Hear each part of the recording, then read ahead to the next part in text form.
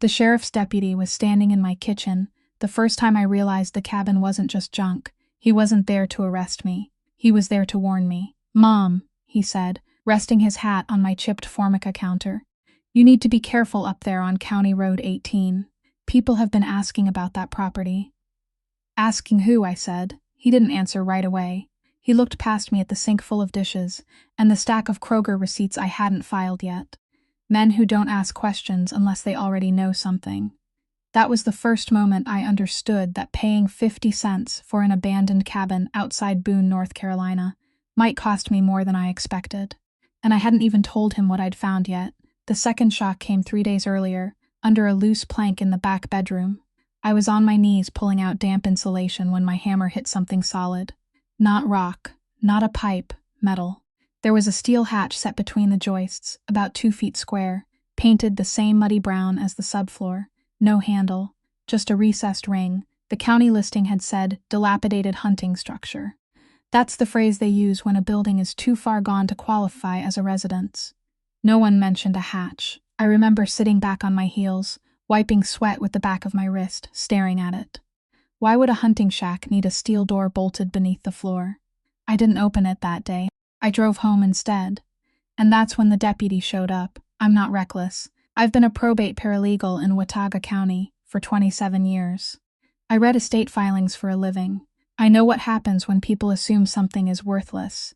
The cabin ended up on the county surplus list because property taxes hadn't been paid in 12 years. The owner, a man named Carl Renshaw, died without a will. No heirs came forward. After the statutory waiting period, the county took possession, minimum bid at auction. 50 cents. Most people didn't even show up. The structure had no septic permit on file, no well registration. The access road washed out every spring. It sat on 2.3 acres of steep timberland with a view of nothing but rhododendron and fog.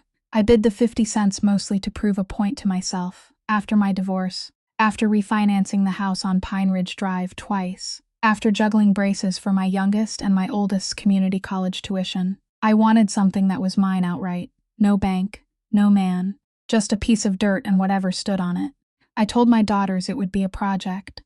They laughed and called it Mom's Midlife Treehouse. The first time I unlocked the cabin door, it took both hands to shove it open. The smell was layered. Mouse droppings, mildew, old tobacco. Someone had spray-painted "Home, Sweet Junkpile" across the inside wall in red. I kept that part to myself. The first crack in the story came from the tax file. I pulled Carl Renshaw's probate documents during my lunch break. It wasn't illegal. They're public record. He died at 72 in 2014. Cause of death: cardiac arrest. Found alone in Boone. No spouse listed. No children. No siblings. But the original deed from 1983 showed something odd. The land had been sold to him for $1. Not market value. Not even close. Just $1. The seller was a development company based in Charlotte that dissolved in 1987. Why would a company give away mountain acreage for $1? And why would a man with no visible income history hold on to it for 30 years without paying taxes at the end? That steel hatch started feeling less like storage. The following Saturday, I went back with bolt cutters, a flashlight, and a thermos of gas station coffee.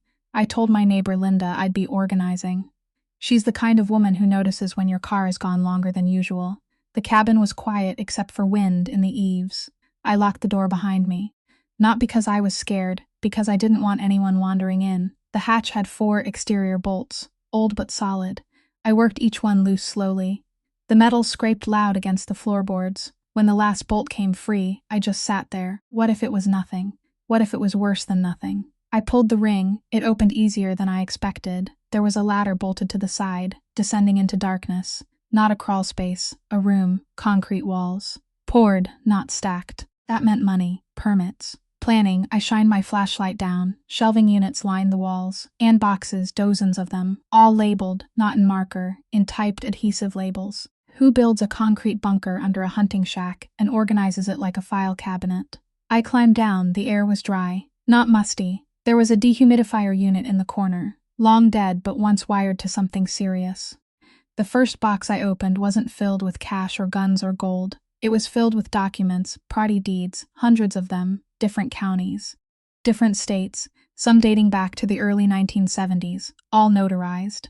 all transferred to LLCs I'd never heard of. My pulse wasn't racing. I was too focused for that. Why were these here? Why weren't they filed? And why did some of the LLC names match that dissolved Charlotte Development Company?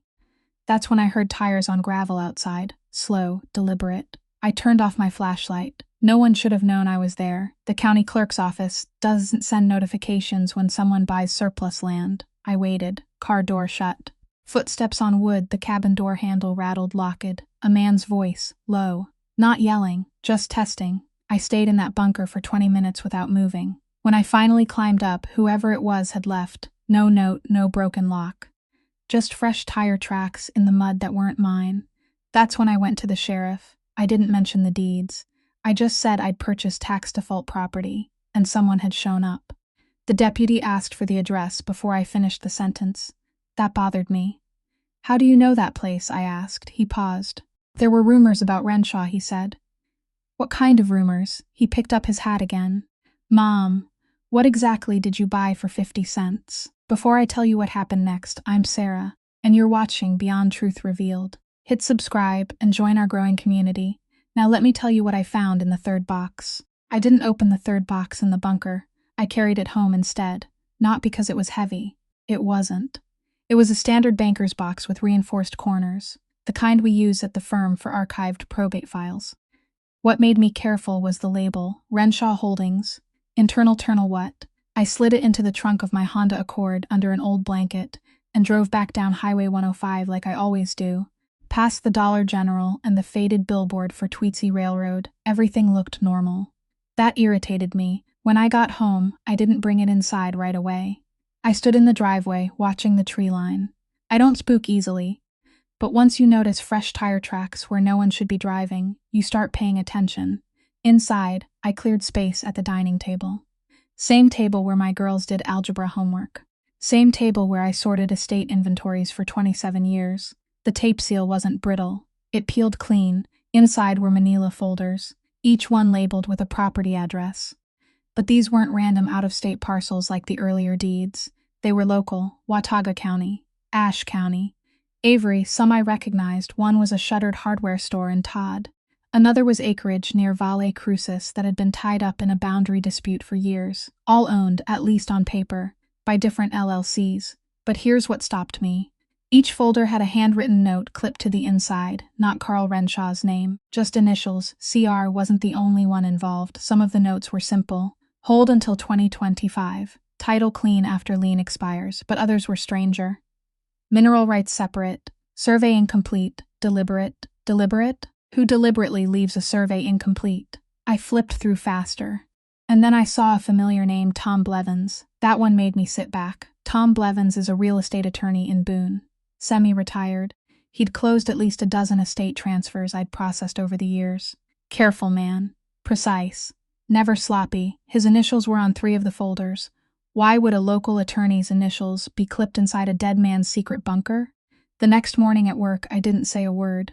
I drafted a petition for a guardianship hearing like it was any other Tuesday. At lunch, I pulled the online corporate registry for North Carolina. Renshaw Holdings LLC, inactive, dissolved in 2001. I checked the registered agent listed on the original filing, Thomas Blevins. My fork hovered halfway to my mouth.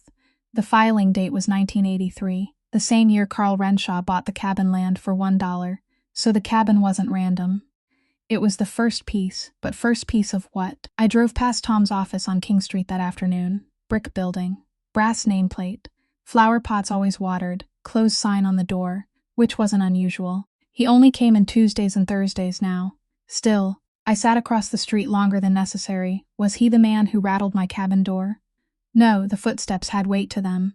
Younger, maybe. Tom would be in his 70s by now. Unless someone else knew about the bunker. How many people had access? How many were still alive? That evening, Linda came over with banana bread. She does that when she senses something. You look like you're adding columns in your head, she said, setting the plate down. Just work, I told her. She nodded toward the hallway. Girls good, they're grown, I said. They text. She smiled, but her eyes lingered. Linda's husband ran a grading company before he passed. She knows land, knows what sits under it. You ever heard of Carl Renshaw? I asked casually. Her hand paused mid-slice. Old Carl, she said, quiet, came into town once a month. Hardware store, post office, gone. Family? She shook her head. Not around here. Then she added something I hadn't seen in the public file. He didn't hunt. What? That cabin? People thought it was a hunting place, but no one ever saw him with a rifle. He'd drive up there with a briefcase. A briefcase, not fishing gear. Not feed paper. So what did he do up there? I asked. Linda shrugged. Whatever it was, he didn't want company. I didn't sleep much that night. Around 2:17 a.m., my security light flipped on. I lay still. It shuts on for raccoons sometimes. This time it stayed on. I slid out of bed and moved to the front window without turning on lights. There was a truck parked across the street. Engine running. No headlights, just idling. I watched for 5 full minutes, then it drove off. No hurry. Like it had confirmed something. The next morning, there was nothing in the yard. No footprints I could see. But I started a notebook anyway. Time, description. If this turned into something legal, documentation would matter. It always does. 2 days later, I went back to the bunker, broad daylight. No secrecy about it. If someone was watching, I wanted them to see I wasn't afraid. I opened 3 more boxes. Stock certificates, bearer bonds. Some matured decades ago, some still active. And tucked into a slim accordion file in the 5th box. A map hand-drawn overlays in red ink across Watauga and Ashe counties. Circles around specific parcels. Arrows pointing toward something marked only with an X near the state line. At the bottom corner were initials again. Not CR, not TB, just M. Ho was M. And why were certain properties circled while others weren't? I photographed everything with my phone. Not because I planned to steal it. Because if someone else emptied that bunker, I needed proof it existed. When I climbed back up, I noticed something new. A cigarette butt on the cabin porch. Still dry. I don't smoke, and I hadn't seen it there before. Which meant someone had been close enough to hear me moving around inside. The question wasn't whether the cabin held value. The question was who else believed it belonged to them. That afternoon, my office line rang. Reception transferred it. Sarah, I said. A pause, then a man's voice I recognized immediately. Calm, polite. Ems Whitaker, Tom Blevins said. I understand you recently acquired a small property on County Road 18. I didn't answer right away. How would you understand that? I asked. Another pause. Because, he said carefully, that property was never meant to go to auction. And then he asked me something that made my throat go dry. Have you opened anything that doesn't belong to you? I purchased the property legally through Watauga County Surplus, I said. Anything on that land belongs to me. There was breathing on the other end. Not angry. Measured. That depends, Tom Blevins replied. On what? On whether you'd prefer this handled quietly. I looked at the probate file open on my desk. The fluorescent lights hummed above me. Outside my office window, a FedEx truck double parked on King Street like it always does around noon. Handled how? I asked. Another pause. Have you found the room yet? He didn't say bunker, he didn't say hatch. Rome. That told me enough. Yes, I said. You shouldn't have opened it alone. I didn't see your name on the deed, I said. He let that sit. Carl trusted a small circle of people, he said finally. That property was a storage site. Temporary. It was never intended to transfer through tax default. Well, I said, intentions don't override county statute. I heard the faintest exhale. Not frustration. Calculation. We need to meet, he said. Why? Because what's down there isn't just paper. That's when something shifted. Until that moment, I'd been thinking in terms of real estate leverage. Land banking, quiet acquisitions, maybe mineral speculation, but not just paper widened the field. What else is it? I asked. You don't want to discuss that over the phone, and then he hung up. I didn't go back to work after lunch. I drove straight to the cabin. Not because I panicked, because I wanted to know what I'd missed. The bunker had felt organized, almost sterile. Too intentional to be a dumping ground. And if Tom was worried about something beyond documents, then it wasn't in the boxes I'd opened. I brought a pry bar this time. The shelving along the back wall had been bolted into concrete. I'd assumed it was for earthquake stability, even though we don't get those here. But when I tugged at the lowest unit, it shifted slightly. Not loose, just not permanent. I cleared the boxes off and examined the floor. The concrete tone was slightly different beneath the shelf footprint. A rectangle about 4 feet wide, poured separately. I ran the pry bar along the seam. Hollow, my mouth went dry. Who pours concrete inside a bunker? Twice? It took 20 minutes of leverage before the slab cracked enough to lift. Underneath was a second compartment. Not large, maybe 3 feet deep. Wrapped in thick plastic sheeting were metal lockboxes. 6 of them. No labels, no dust. These had been accessed more recently than the banker's boxes. I stared at them for a long minute. If I opened them, there was no going back to accidental discovery. But I'd already crossed that line. The first lockbox wasn't locked. Inside were memory drives. External hard drives. At least a dozen.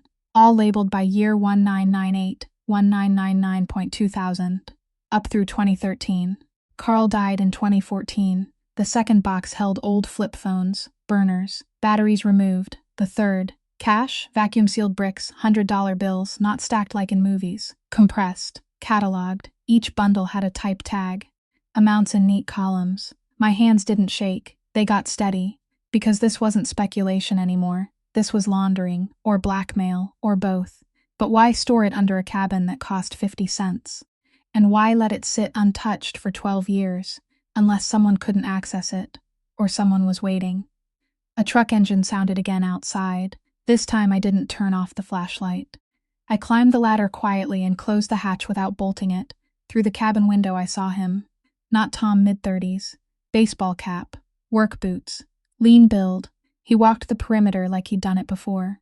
He crouched near the porch where I'd seen the cigarette butt. Then he straightened and knocked once on the cabin door, not trying the handle.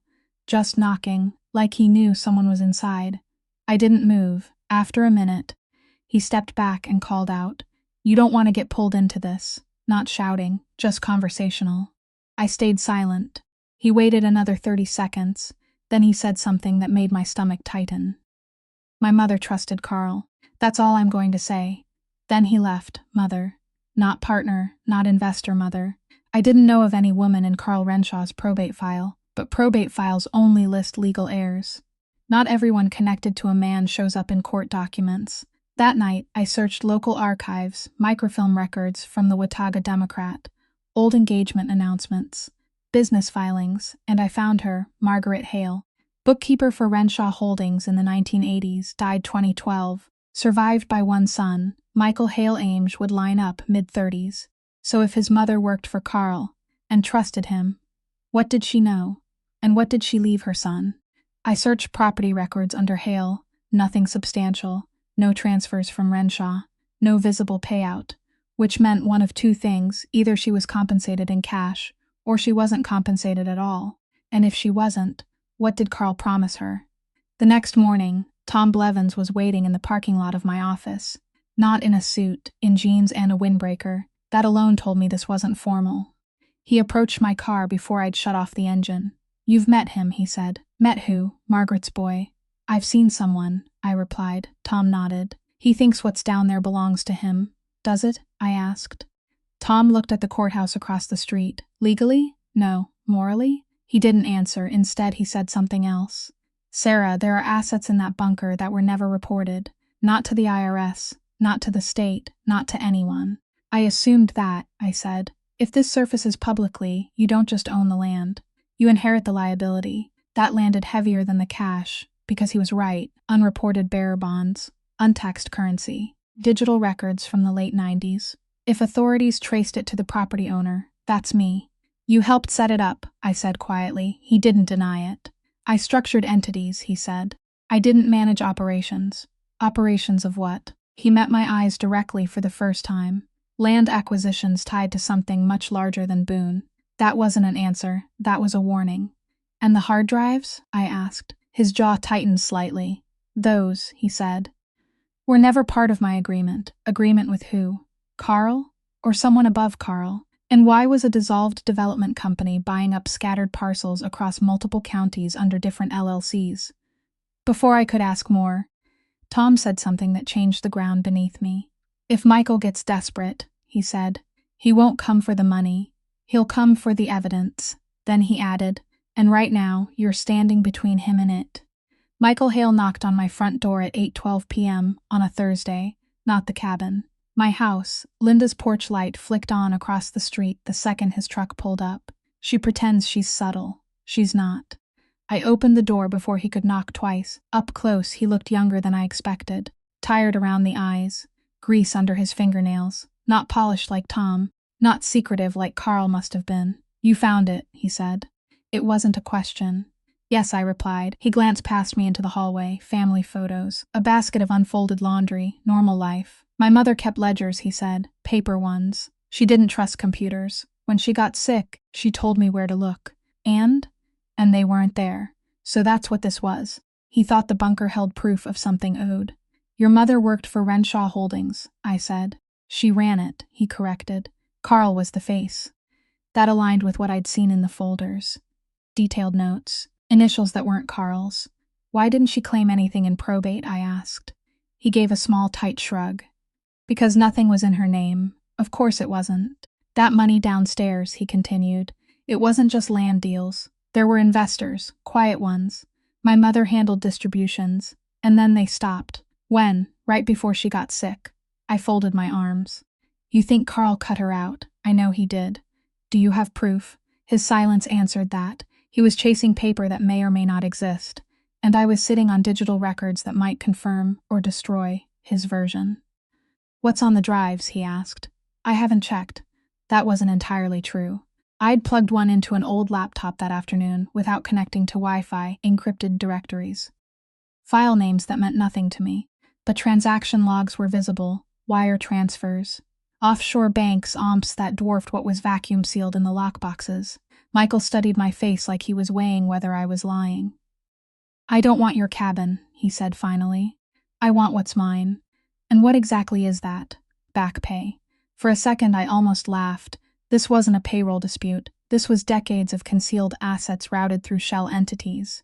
You realize if I turn this over to authorities, I said. No one gets paid. He nodded slowly.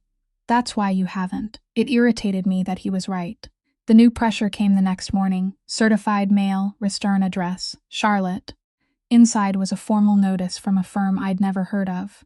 Hendrick and Vale Corporate Recovery. They claimed an equitable interest in parcels tied to former Renshaw Holdings acquisitions.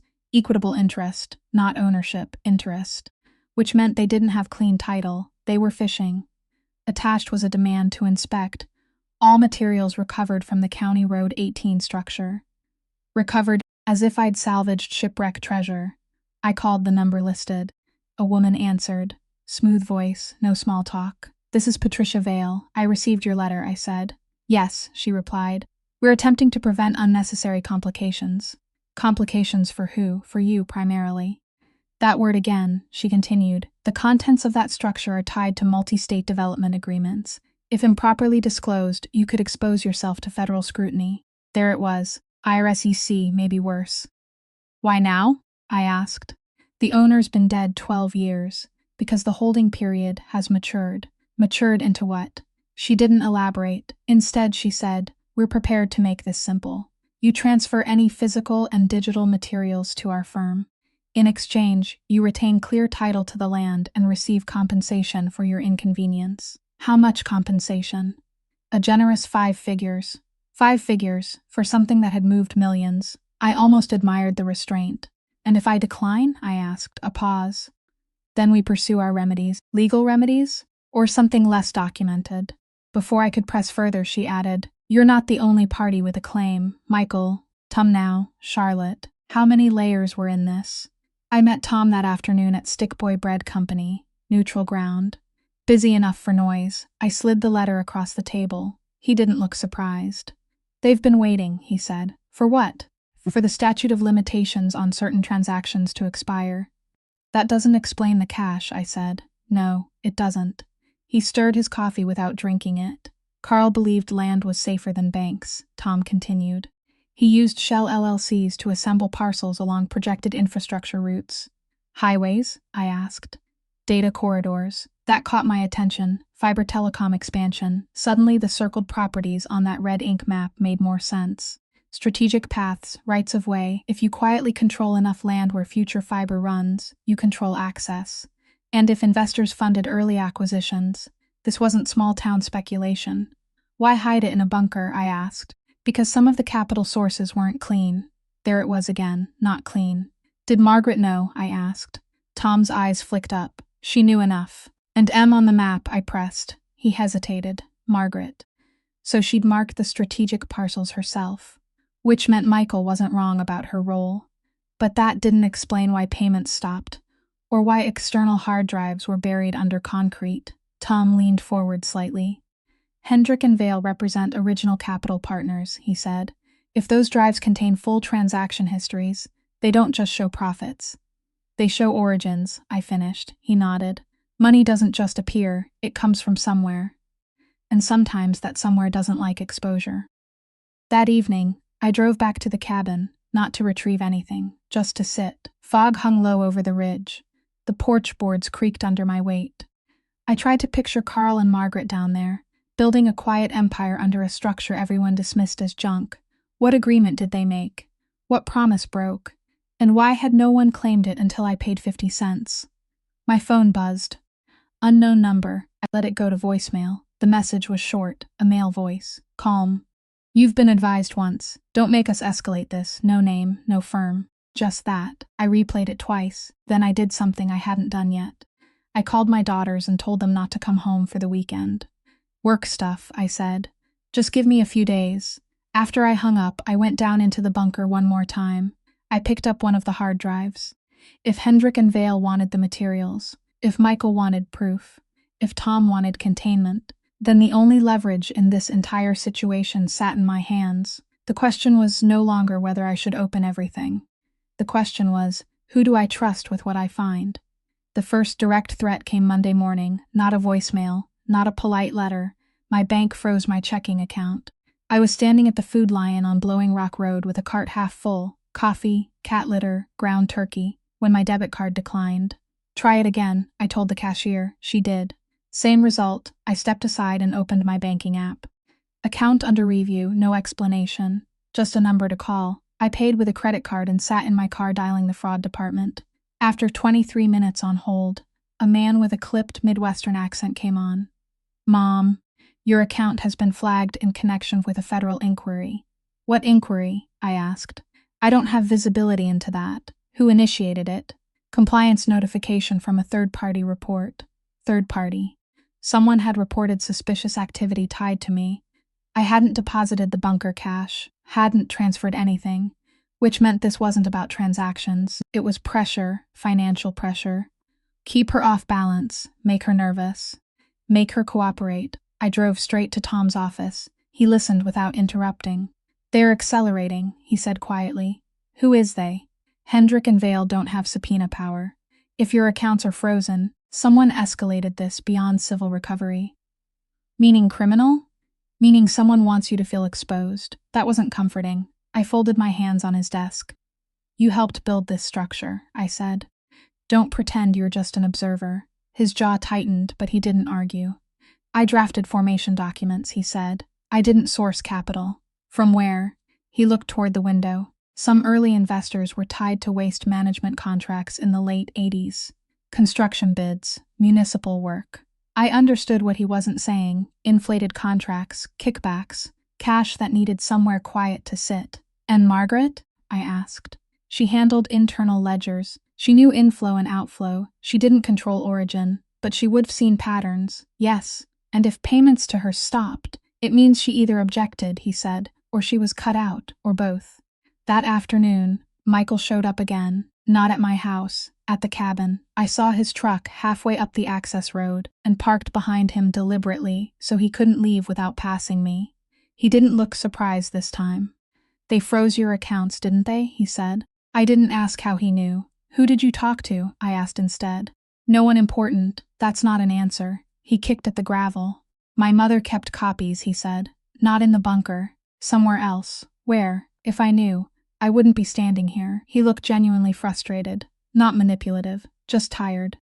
You think this is about money, he continued. It's not. Then what is it? Control. He gestured toward the trees. Those parcels? They sit right over projected fiber expansion from Boone to Johnson City. When the state finalizes corridor approval, whoever owns key sections can stall, reroute, demand access fees. So the red circles on the map weren't random, they were choke points. And the original capital partners want clean title before that announcement, I said. Yes, and the drives. They prove who funded what. If that comes out, some reputations don't recover. Reputations carriers, maybe elected offices. My phone buzzed a new number again. This time I answered. A different voice. Male. Older Nems Whitaker, he said. You're currently in possession of stolen financial instruments. I purchased real property legally. You're obstructing recovery efforts. Then file suit, I said. A small chuckle. We're beyond civil filings. The line went dead. Michael watched my face carefully. They're not bluffing, he said. You seem very sure. Because my mother tried to walk away in 2011. And she got audited. That landed. Not charged, not arrested, audited. Pressure without fingerprints. What happened after? I asked. She paid penalties on income she never received. So that's how they punish disobedience. Financial suffocation, quiet and procedural. That night, I plugged in 3 more hard drives. Offline laptop, no internet. The folders were labeled by quarter and year. Inside were spreadsheets, investor codes, transfer amounts, notes in the margin. Initials again. M appeared frequently beside flagged entries. Beside certain names were red asterisks. I cross-referenced one investor code with a public campaign donation database out of curiosity. The name that surfaced was currently sitting on a state infrastructure committee. I stared at the screen for a long minute. This wasn't just dirty money, it was influence money. And if fiber corridor votes were coming soon, then whoever controlled those parcels could shape rollout timing. And whoever exposed the funding trail could detonate political careers. My house phone rang, not my cell. The landline I keep mostly for nostalgia. I answered silence for 3 seconds then. You should think about your daughters. The voice was calm, almost gentle. I am, I said. Good. Click. I stood there with the receiver still in my hand. They'd moved from finances to family. That was escalation. Measured. Intentional. I drove to Linda's house and asked if my car could stay in her garage for a few days. She didn't ask questions. Just handed me the opener. Back home, I gathered every hard drive, every document I'd removed, and laid them out on the dining table. If I handed everything to Hendrik and Vale, they'd bury it. If I gave it to Michael, he might use it recklessly. If I went straight to federal authorities without protection, I'd be the easiest target. And Tom? Tom had built part of the machine, even if he regretted it now. Regret doesn't erase leverage. At midnight, I made 3 encrypted copies of the drive contents.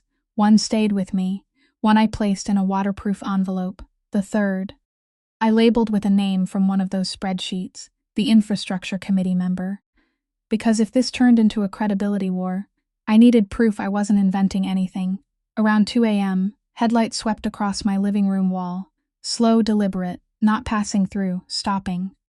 I turned off the lamp and stood in the dark. A car door opened, footsteps on my front walk. Not Michael's heavy stride, lighter, measured. A shadow crossed the frosted glass near the door. And then, a single knock, not loud, not impatient. Just one. Whoever stood on the other side wasn't asking anymore. I didn't open the door. I walked past it slowly. On purpose, let whoever was standing there hear my footsteps fade toward the kitchen. The knock didn't repeat. After about 30 seconds, I heard the faint scrape of an envelope sliding across the threshold. Then retreating steps, a car door closing, engine idling. Gone. I waited a full 5 minutes before turning on the porch light. The envelope was thick, no postage. My name typed on a plain white label. Inside were photographs, not of me, of the cabin aerial shots, recent. One showed the porch clearly. Another zoomed in on the patch of ground near the access road where Michael and I had stood 3 days earlier. The last photo was older. Margaret Hale, mid-40s maybe, standing beside Carl Renshaw near the cabin steps. Dated stamp in the corner. 1991, on the back of that one, handwritten in blue ink. She understood the agreement, no signature, just that sentence. Agreement, that word again. Tucked behind the photos was a 1-page document, not a threat, not exactly. It was a draft civil complaint, my name listed as defendant, allegations of unlawful possession of proprietary financial records, conversion interference with contractual expectancy. It wasn't filed, no case number, but it was ready. A message without fingerprints. We can ruin you on paper. I stood at my kitchen counter, flipping through it twice. They were building parallel pressure, financial freeze, family insinuation, now legal scaffolding, clean, methodical. Whoever orchestrated this had done it before. The critical evidence came from something small, not one of the flashy spreadsheets, not the campaign donation crossover. It was an overlooked folder titled Q4 2011 Adjustments. Adjustments. That's accounting language for something moved. Inside was a subfolder labeled MH, Margaret Hale. There were internal memos. Scanned copies of typed letters, one from Margaret to Carl, dated November 14, 2011 subject. Discrepancy in infrastructure allocation fund. The tone wasn't emotional, it was precise. She listed 3 investor codes whose capital had been rerouted to an entity not listed in the operating agreement. She requested clarification. At the bottom, her initials. MH attached was Carl's response. 1 sentence. Proceed as directed and cease independent reconciliation.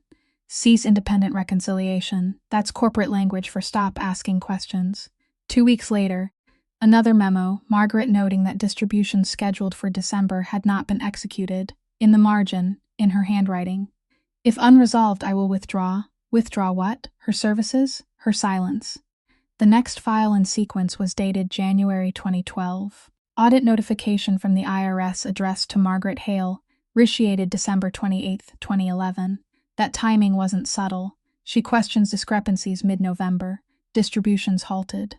Audit triggered end of December. By mid-2012, according to public record, she had liquidated her small personal savings to pay penalties. Michael had been right. This wasn't random. This was punishment. At 9 a.m. the next morning, I walked into the Watauga County Clerk's office with a banker's box, not the original's copies, every memo tied to Margaret, every investor code cross-reference, every Q4 2011 file. I requested a formal appointment with the county attorney. Not the sheriff, not a deputy, an attorney. When you're dealing with layered liability, you don't start with patrol cars. You start with paper. By noon, I was sitting across from Assistant County Attorney Denise Calloway, late 40s. Sharp, doesn't waste time. I need to understand my exposure, I said, sliding the documents across. She read quietly for several minutes. Where did you obtain these? She asked. From property I legally purchased at tax auction. She looked at me carefully. You're aware this could trigger federal involvement? Yes. And you're prepared for that? No, I said honestly. But I'm more prepared than I was yesterday. She didn't smile. These documents suggest retaliatory audit coordination, she said. That's serious. They're also sitting on a hard drive that multiple parties are trying to retrieve. She leaned back slightly. Have you been threatened? Yes. Specifically, financial interference, implied harm to my family, draft civil filings. She nodded once. Do not communicate further without counsel, she said, and do not return original materials to any private entity. I won't. She gathered the copies. I'll make some calls. Calls to who? State investigators? Federal? I didn't ask, because once you light that fuse, you don't control how fast it burns. By late afternoon, my bank account was reinstated. No apology, no explanation, just restored. That told me something important. Someone had realized I'd escalated. The pressure retreated half an inch, not gone, just recalibrated. At 6:40 p.m., Tom called. You spoke to the county, he said. Yes. A long pause. You just changed the board. That was the point. You realize Hendrick and Vale won't absorb this quietly. I'm counting on it, I said. He didn't respond to that. Instead, he asked, what did you find about Margaret? I told him about the audit timing, the discrepancy memo, the instruction to cease reconciliation, silence on the other end. I didn't know, he said finally. I believed him, not because he deserved trust, but because the surprise in his voice was small and unpolished. You structured entities, I said. You didn't manage flows. No, he agreed. And if flows were redirected without investor consent, that's fraud. And if audits were weaponized, he exhaled slowly. That's bigger than fraud. That night, I drove to the cabin one more time, not to retrieve anything, just to sit on the porch. Fog moved low across the ridge again. The place didn't look like leverage. It looked like splintered boards and peeling paint. But under it sat a record of who funded what, and who punished dissent. My phone buzzed, a text from Michael, 3 words. They contacted me. Followed by another. They're offering settlement. Settlement to him. So they were splitting strategies now. Pressure me legally, buy him quietly, divide the variables. I stared at the trees for a long time before typing back. Don't sign anything, he responded almost immediately. What's your plan? I looked at the dark cabin door, at the ground under which decades of secrets sat documented. The power had shifted slightly. Not because I had money, not because I had land, because I had sequence, Timalinen, proof of cause and effect, and that's harder to bury than cash. My plan, I typed, is to make them choose between exposure and indictment. Then I turned off my phone. Because the confrontation was coming, the only question left was, who would blink first? The confrontation happened in a conference room on the 10th floor of a bank building in Charlotte, neutral ground, glass walls, long walnut table, a pitcher of water no one touched. Denise from the county sat to my right. Beside her, a federal investigator introduced only as Agent Ruiz. No first name offered. Across from us sat Patricia Vale, and to her left, the infrastructure committee member whose name I'd pulled from the spreadsheets, Senator Halpern, mid-60s. Immaculate suit. Calm expression like this was a zoning discussion. Michael sat at the far end, jaw tight, hands folded. Tom wasn't invited. This had moved past structuring LLCs. Patricia began smoothly. Thank you all for agreeing to a private resolution discussion. Agent Ruiz didn't respond. Denise simply said, we're here to clarify exposure. Not settle, clarify. Patricia folded her hands. The materials recovered from the County Road 18 property were part of a multi-party infrastructure acquisition strategy. Certain irregularities occurred over a decade ago. We're prepared to correct those through financial restitution. Restitution to whom? Denise asked. Patricia glanced briefly toward Michael. To affected parties. Michael didn't look at her. Agent Ruiz slid a thin folder across the table. Before we discuss restitution, he said evenly, we need to address coordinated audit triggers in late 2011. The room shifted subtle, but I saw it. Senator Halpern's left thumb stopped tapping. Patricia's jaw set half a degree tighter. Ruiz continued, we have documentation suggesting an IRS field office received third-party referrals within days of internal allocation disputes. Patricia smiled lightly. Correlation isn't causation. No, Ruiz agreed. But metadata timestamps are. That was the first time I saw real calculation flicker across Halpern's face. He turned to me then. Ims Whitaker, he said, voice measured, almost grandfatherly. You've stepped into something that predates you by decades. Infrastructure development isn't tidy, it requires discretion. Discretion isn't the same as retaliation, I replied. He held my gaze. Margaret Hale was compensated. Michael shifted in his chair. Not after she questioned the fund diversion, he said. Halpern looked at him calmly. Your mother signed non-disclosure agreements. Show them. Michael shot back. Patricia intervened. We're not here to relitigate personal grievances. Agent Ruiz opened the folder. Inside were printouts from the Q4 2011 drive, including Margaret's memo, including Carl's response, including the audit notice timestamped December 28. Personal grievance, Ruiz said evenly, would imply isolated harm. We're examining potential misuse of federal mechanisms. No one spoke for several seconds. Outside the glass walls, Charlotte traffic crawled along Tryon Street like nothing inside mattered. Halpern finally leaned back. What is it you want? He asked me directly. Not Denise, not Ruiz. That told me everything. This wasn't about recovering documents anymore. It was about containing fallout. I want the land titles cleaned through lawful channels, I said. I want written acknowledgement that no claim exists against my property. I want confirmation that Ms. Hale's audit referral will be reviewed independently. Patricia's eyes flicked to Halpern. He didn't look at her. And the digital materials? He asked. They're preserved, I said. With counsel. Not a lie. Denise had copies now. Ruiz had copies, and one encrypted set sat in a safety deposit box in Boone under my name. Halpern steepled his fingers. You understand? He said carefully. That full exposure would stall regional broadband expansion for years. There it was. The real fear, not prison. Delay Stracker votes depend on momentum, public confidence. If expansion depends on buried coercion, I said, it deserves to stall. Michael glanced at me sideways. Something like gratitude flickered there. Patricia broke the quiet. We are prepared to establish a compensation fund for Ms. Hale's estate, she said crisply. Structured. Quiet. In exchange for mutual non-disclosure and return of proprietary drives. No, I said. She blinked once. No, the drives document investor origins, I said. Not proprietary formulas. If federal review determines no criminal exposure, They remain archived. If exposure exists, they stay with investigators. Halpern's tone cooled slightly. You're assuming leverage lasts indefinitely. I'm assuming paper trails do. Silence again, then Agent Ruiz spoke. Senator, Ms. Vale, you have 48 hours to provide all operating agreements, investor disclosures, and correspondence related to Renshaw Holdings and successor entities. Failure to comply will result in formal subpoenas. Patricia's composure didn't crack. But the air changed. Private pressure had failed. This was procedural now.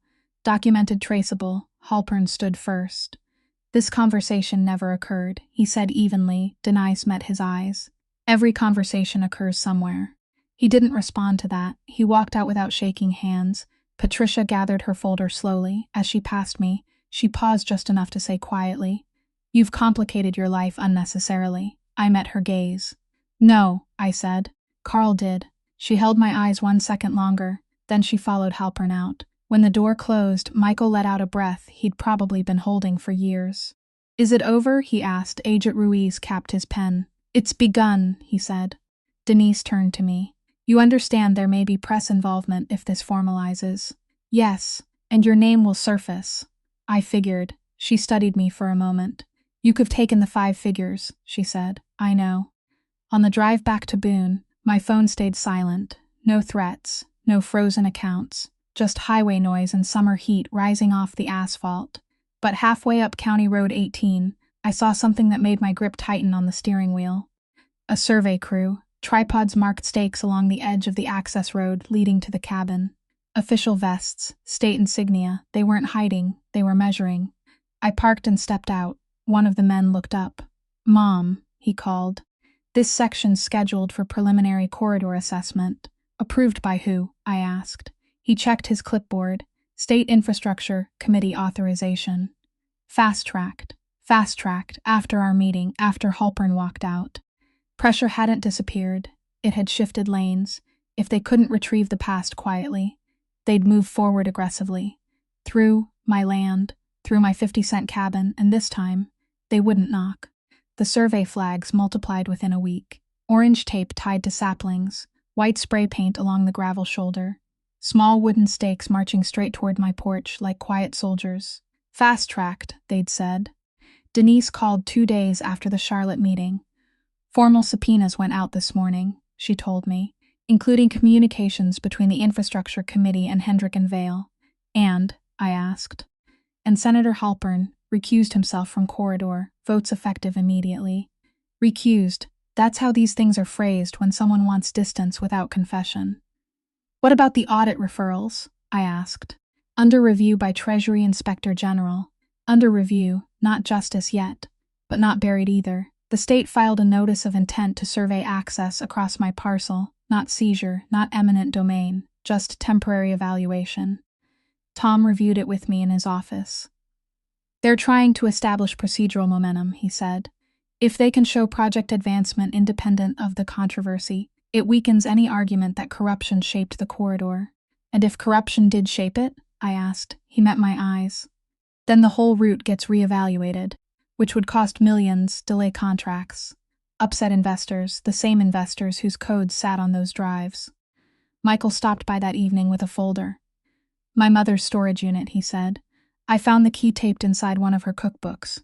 Inside were paper ledgers, not copies of what we already had. Original handwritten distribution logs from 1987 through 2010, meticulous columns, investor codes matching the drives, maigre notes in her handwriting when transfers didn't align, and near the back, a single page dated December 2011. If anything happens to me, the record is the leverage, underlined twice. She'd known. Not that she'd be harmed physically, but that financial pressure was coming. "Why didn't she go public?" I asked quietly. Michael sat heavily in the kitchen chair. "She thought she could outlast them," he said. "Thought if she kept clean books, truth would protect her. Truth doesn't protect you, documentation does, and only if someone's willing to use it." The first article ran in the Raleigh News and Observer 3 weeks later. State corridor expansion linked to undisclosed legacy investment network. My name appeared halfway down. Described as a local probate paralegal who purchased tax default property, which made me sound smaller than I felt. Halpern issued a statement denying knowledge of operational irregularities. Patricia Vale's firm released a carefully worded clarification emphasizing historic compliance gaps, now under voluntary review. Voluntary. Always that word. 2 months after the meeting, Treasury announced an inquiry into coordinated audit referrals in Western North Carolina between 2010 and 2013. Margaret Hale's name wasn't headline material, but it was in the footnotes. Michael framed the article and set it on his kitchen counter, not out of triumph, out of acknowledgement. "She'd like that it's printed," he said. As for the cabin, the corridor shifted not dramatically, just enough. Engineers determined an alternate path, 20 yards east avoided geotechnical instability. Funny how instability appears when subpoenas do. I received a formal letter from the state confirming no compulsory acquisition of my parcel was required. Clear title remained mine. Hendrick and Vale withdrew their draft complaint. No apology, just silence. The cash in the lockbox. Turned over through counsel logged as evidence. I never touched a dollar of it. The drives remain under federal retention. Tom closed his practice 6 months later. Voluntarily, he said. He looked older the last time I saw him on King Street. Lighter, too. Michael received structured restitution through a monitored compensation agreement, tied to confirmed withheld distributions, not millions, but enough to settle his mother's penalties retroactively and clear her name in official record. He didn't thank me with speeches. He brought over a small wooden box he'd built in his workshop. Inside was one of Margaret's fountain pens. "She balanced everything with this," he said. "I keep it in my desk. People still ask why I haven't torn the cabin down. It's barely standing. The spray-painted home sweet Junkpile is still visible on the inside wall. I replaced the porch boards this spring, cleared the brush, left the bunker sealed. Concrete over concrete, embry now except for dust. I go up there some evenings with a folding chair and a thermos. The fiber lines were installed along the new route last month. You can't see them. Just a thin disturbance in the soil where trenching happened. Skyscraper rarely looks dramatic when it's finished. It just hums quietly under everything. The county sent me a property tax reassessment notice. Value increased. Not because of secrets, because of proximity to broadband access. 50 cents turned into something official documented.